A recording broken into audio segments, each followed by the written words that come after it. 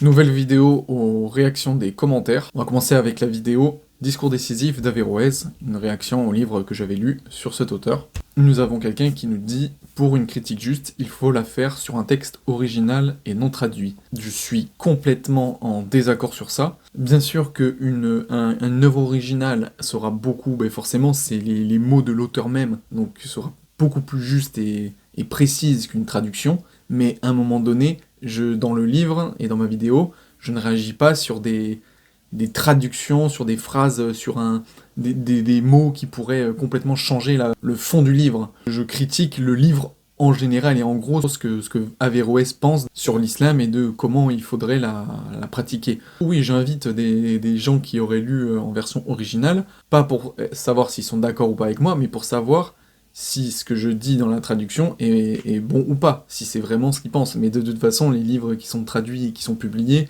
ils sont quand même traduits fidèlement à ce que l'auteur a voulu dire originellement. Donc si, tu peux critiquer un livre qui n'est pas forcément dans ta langue.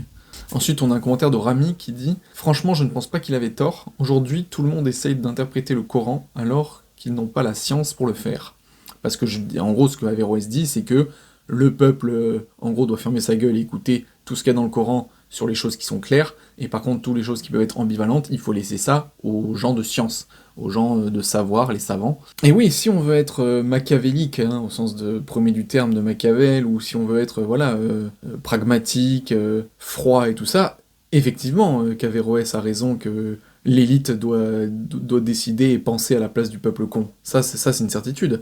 Mais voilà, d'un côté plus... Si on veut être honnête et analyser le texte, ce que je fais, c'est juste dire, voilà, en fait, le mec qui se fait pas chier, Averroès, c'est le Machiavel arabe. C'est qu'en gros, c'était le manuel, regardez avec ce Coran, comment vous, les princes, et les rois, les sultans, vous pouvez diriger un peuple. C'est juste ça que je disais, et que ça montre bien que c'est juste une sorte de manipulation. Après, je dis pas forcément qu'il a tort ou qu'il a raison de faire ça, c'est la morale et c'est au choix, mais je disais juste un fait que c'est ce qu'il raconte. Et donc quand il dit tout le monde essaie d'interpréter le Coran, en vrai je suis pas forcément d'accord, parce qu'il y a le sunnisme, le chiisme, au sein du sunnisme t'as différentes écoles où chaque pays, voire même des régions de pays adhèrent ou pas, et donc ils suivent à chaque fois des hommes, des imams, des oulémas et tout ça.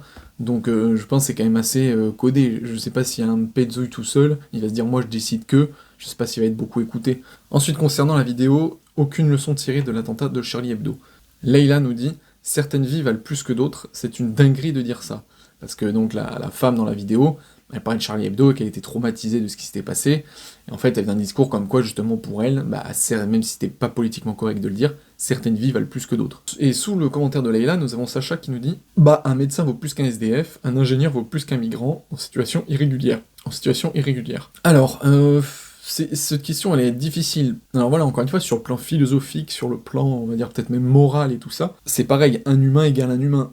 Dans la nature, machin, je vois pas pourquoi une vie vaudrait plus qu'une autre. Mais, encore une fois, d'un point de vue pragmatique, d'un point de vue même sociétal, pour la communauté, on peut se dire, là, par exemple, le commentaire, oui, un médecin va valoir plus qu'un SDF, pas parce que, dans le sens, il est supérieur au niveau physiologique, ou biologique, non, c'est juste au niveau de ce qu'il peut apporter aux autres, par exemple. Un médecin, il va pouvoir soigner l'ensemble de la communauté, etc. Charlie Hebdo, elle parlait des artistes, elle va dire, pour elle, un artiste, voilà, ça véhicule plein de choses, il y a plein de gens qui voient ce qu'un artiste fait, il y en a qui vont être émus par l'art, etc. Donc un artiste va apporter forcément plus de choses, aura plus de valeur qu'une personne lambda, qui va, entre guillemets, servir à rien pour la communauté. Mais ça, c'est des questions très intéressantes, et d'ailleurs, il y a un film qui est super là-dessus, c'est vraiment un film pas connu, j'ai plus le nom, je le mettrai peut-être en commentaire si je le retrouve, qui parle un peu de ça, où c'est un prof de philosophie qui a une classe, et qui leur met une situation comme un jeu de rôle, où il leur dit voilà on est sur une île déserte, et il y a une bombe nucléaire qui a tout pété, et on a un bunker, mais il y a une place limitée, on a que 10 places et on est 20, et je vais vous donner des rôles aléatoires, vous allez tirer votre métier, etc., et en fait, ça va être à vous, la classe, de décider qui rentre dans le bunker et qui reste dehors. Et alors ce film, voilà, c'est un petit film vraiment qui est passé inaperçu, je sais même pas s'il est déjà sorti au cinéma, mais vraiment, j'adore l'idée et je l'ai trouvé vraiment très intéressant. Et surtout, en fait, il montre qu'il y a plusieurs façons de penser. Dans une première partie, t'as une réflexion plutôt logique et pratique, des gens qui vont dire pourquoi toi tu dois tège et toi tu dois rester, et après plus tard dans le film, avec la même situation, t'as quelqu'un d'autre qui va donner une autre version, et qui en fait, quand tu te rends compte des choses, qui est peut-être tout aussi plausible. Donc enfin voilà, le film vraiment est très intéressant, je le mettrai en commentaire. Mais donc voilà, vraiment c'est des questions philosophiques qui sont pas faciles à répondre comme ça. Et ensuite nous avons Arku qui répond donc à quelqu'un qui répondait à Sacha en disant qu'elle avait pas de cœur de répondre comme ça, etc. Et donc cette personne, Arku, dit « Donc tu mets à égalité un docteur et un pédophile ou des terroristes ». C'est toujours pareil, c'est que effectivement suivant les actes de chaque personne, suivant son métier, son axe, ce qu'il fait, ce qu'il pense, etc., tu vas pouvoir mettre des hiérarchies à chaque fois. De toute façon, c'est la question simple de... Tu te dis, ok, t'es dans une situation, t'as un mec qui a un flingue, et il va buter cette personne ou cette personne. Qui tu sauves? Bah forcément, si t'as pas le choix, tu vas choisir. Et tu vas choisir en fonction de tes critères qui vont te correspondre. Donc oui, ouais, c'est vraiment une question très, très philosophique.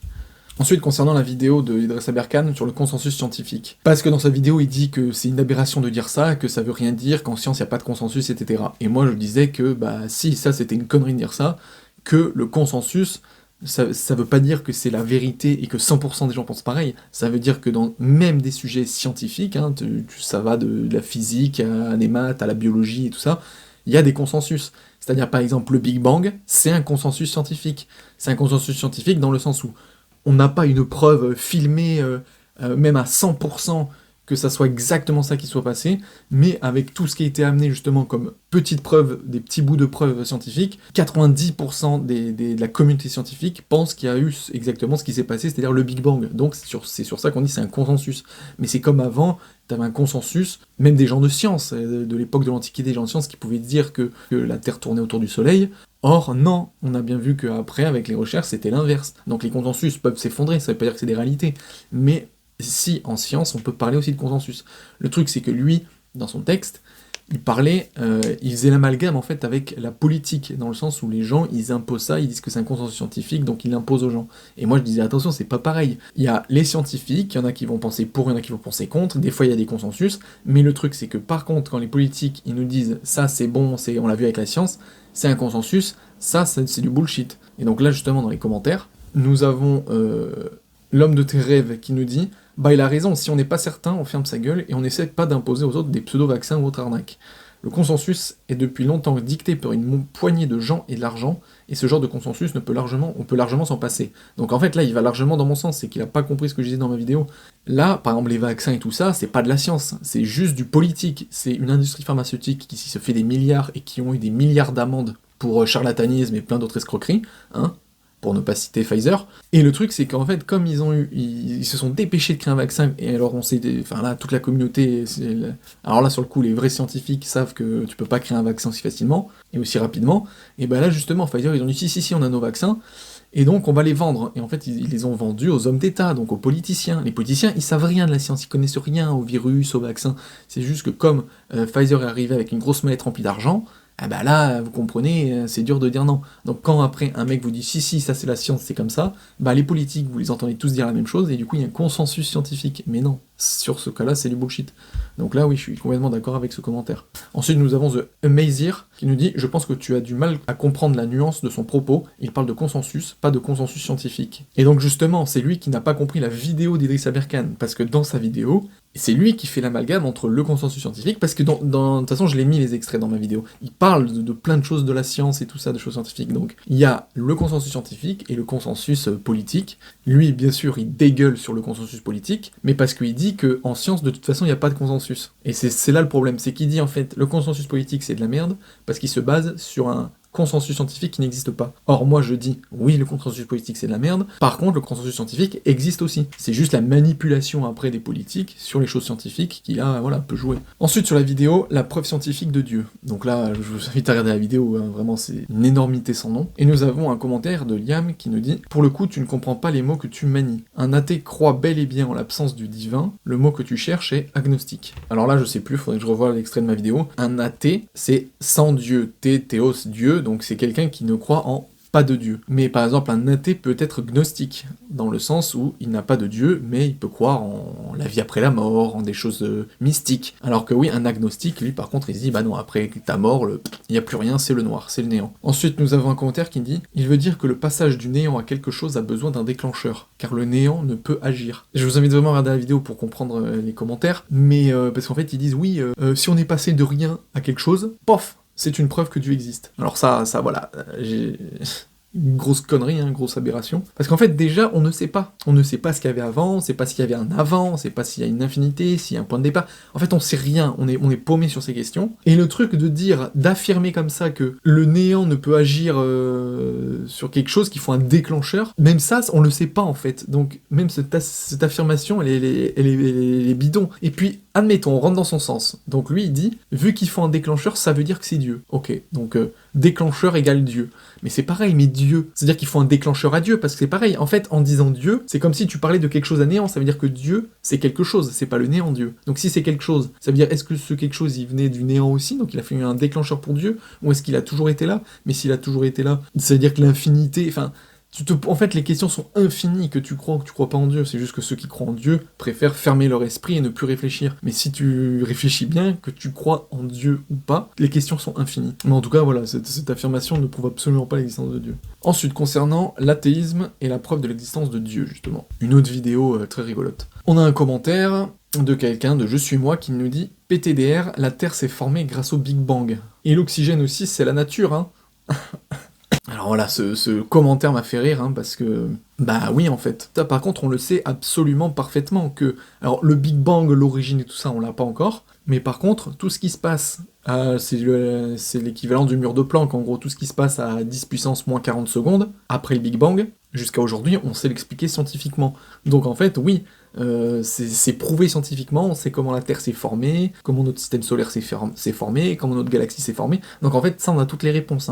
Et donc l'oxygène, bah oui, l'oxygène aussi, on sait comment elle s'est formée. Donc lui, apparemment, c'est quelqu'un qui croit que la Terre a popé comme ça dans l'espace, et que l'oxygène aussi a popé comme ça sur la Terre. Donc je l'invite à lire ou à regarder des vidéos qui parlent de ça sur YouTube, il y en a plein, des scientifiques qui parlent de la création de la Terre. Je peux vous citer par exemple Balade Mentale, qui fait de très belles vidéos. Mais voilà, c'est marrant des fois de lire des commentaires comme ça, c'est vraiment rigolo. Ensuite, sur la vidéo concernant la religion, la morale et le dogme, avec Albert Dupontel, nous avons Lubersac qui dit « Comment veux-tu faire vivre ensemble 8 milliards d'êtres humains, Albert? Y a-t-il mieux que notre monde imparfait? Solution s'il vous plaît. » En gros, Albert Dupontel critique notre société, notre monde actuel. Le truc, c'est qu'en fait, ce commentaire, je le trouve hyper défaitiste, c'est te dire, en plus, il le dit lui-même, il dit que notre monde est imparfait, et en fait, il se contente de ça. On peut être d'accord de se dire, un monde parfait, justement, par définition, n'existe pas, parce que voilà, la perfection, mais on peut y tendre. Ou alors ça peut être un objectif sans fin, un objectif de vie sans fin, d'évolution sans fin, de se dire faut toujours tendre vers le parfait. Donc si tu sais que tu vis dans un monde imparfait, pourquoi s'arrêter là, s'asseoir sur une chaise et se dire c'est la merde? Autant justement trouver justement des solutions. Alors effectivement il demande des solutions s'il vous plaît. Alors là sur le coup Albert Dupontel il en donne pas, mais c'est juste voilà, il fait un état du monde actuel comme quoi ça va pas. Mais enfin voilà, ce commentaire c'était comme si il disait mais Albert, pourquoi tu te plains? De toute façon, on est 8 milliards, ça peut pas être mieux que ce qu'on vit actuellement. Bah si à chaque fois, dans les temps anciens, les humains s'étaient toujours dit « il y aura pas mieux, ça peut pas être mieux », ben on n'aurait pas évolué en fait. C'est justement en essayant de toujours vouloir trouver mieux qu'on évolue. Concernant la vidéo de ma critique du film Vision, on a un petit commentaire de Banania qui nous dit « En fait, ton avis et ta pseudo-analyse, on s'en fout mec. » Donc bon, moi je lui ai répondu exactement « En fait, ton commentaire, on s'en fout mec. » Mais je l'ai quand même remercié d'avoir mis un commentaire qui me permet de, statistiquement, voilà, d'avoir plus de commentaires. Donc c'est cool, et si je peux en avoir d'autres des commentaires comme ça, je prends tous les jours. Ensuite, sur la vidéo du livre noir, Islam copier-coller du judaïsme, nous avons Professeur Strauss qui nous dit « Pourquoi Sansal, donc c'est l'homme qui est interviewé dans la vidéo du livre noir, pourquoi Sansal ne veut pas débattre avec des musulmans sur l'islam, toujours dans son coin avec les droitards ?» Et Ozlem qui répond « Lui il est comme Zemmour, il parle d'islam sans jamais débattre avec des musulmans, pas mal la stratégie. » Alors soit c'est des commentaires que j'ai trouvé intéressants, dans le sens où j'avais aucune idée que personne ne voulait pas spécialement débattre, et effectivement je trouve ça dommage, parce que de toute façon quand on a des idées et qu'on est public, tout ça, je trouve ça même très lâche, effectivement, de déblatérer ses idées et sans jamais vouloir se confronter avec des personnes qui ont d'autres idées, par exemple. Surtout que moi, je suis plutôt d'accord avec ce qu'il dit, mais s'il y a des gens qui sont prêts à débattre avec lui et que lui le refuse et reste dans son coin, je trouve ça dommage. Enfin, sur la vidéo, l'islam ne vient pas remplacer, elle veut agrandir la communauté, donc toujours du livre noir. Nous avons Nonaim qui nous dit « Forcer, c'est totalement interdit 100% selon tous les savants. » C'est dommage, parce que du coup, c'est-à-dire que lui n'est pas un savant, comme il dit, dans le sens où il a même pas lu le Coran, parce qu'en fait dans le Coran ils le disent. Alors ils disent pas forcer les autres à machin, c'est sûr qu'ils le disent pas comme ça, mais en fait en disant que tous ceux qui ne sont pas musulmans sont des mécréants et iront en enfer, et qu'il ne faut pas s'approcher des mécréants, qu'il ne faut pas se marier avec eux, etc., etc., etc., c'est quand même une incitation, ou alors soit à rester isolé dans ta communauté et ne jamais voir les autres, soit à les exterminer, ou soit à les convertir. Donc en fait, et en plus de ça, Mahomet, qui est quand même le prophète de l'islam, hein, et c'est lui qui a créé l'islam, quand on voit son œuvre, c'est une œuvre guerrière. Il a été viré de la Mecque, il est reparti conquérir Médine, et il a fait toute l'Arabie, et c'est toujours des guerres, et il a toujours imposé sa religion. Et puis après, voilà, l'islam, elle s'est propagée comme ça, elle s'est pas propagée doucement, par bonté de cœur, en tout cas jusqu'à une certaine période. Et puis en plus, le truc, c'est que même dans l'extrait que je mets, le gars, il dit pas que l'islam force. Il dit juste que ce qu'on entend, c'est que justement, voilà, l'islam ne vient pas remplacer les gens, la population, elle veut juste agrandir, mais elle dit pas elle veut les forcer, mais en tout cas elle veut agrandir. Et enfin on a le commentaire de Mad 134 qui nous dit « L'oncle du prophète est mort, mécréant, malgré les rappels de son neveu. À aucun moment il ne l'a obligé. Si on arrêtait de mentir. » Donc là, voilà, c'est le même type de commentaire. Ça veut dire que, bon, déjà, faut voir si c'est vrai ou pas, ou si ça fait pas partie de la fable, hein, parce que, voilà, démêler l'historique du conte, surtout quand c'est il y a plusieurs siècles, c'est toujours difficile. Mais même si c'était vrai, le prophète, c'était son oncle, donc c'était quelqu'un de sa famille, donc il allait pas le forcer en le menaçant ou quoi que ce soit, quoi qu'il aurait pu le faire, mais il l'a pas fait.